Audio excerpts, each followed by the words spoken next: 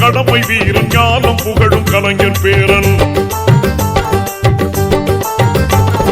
கருப்பு சிவப்பு படையின் வீரன் களத்தில் வெல்லும் துணிச்சல்காரன் காலம் கொடுத்த கடமை வீரன் ஞானம் புகழும் கலைஞர் பேரன். திருக்குவளையின் வழியில் வந்த தமிழ் குருதி இளம் திராவிடருக்கு தலைமை தாங்கும் உதயநிதி. திருக்குவளையின் வழியில் வந்த தமிழ் குருதி இளம் திராவிடருக்கு தலைமை தாங்கும் உதயநிதி.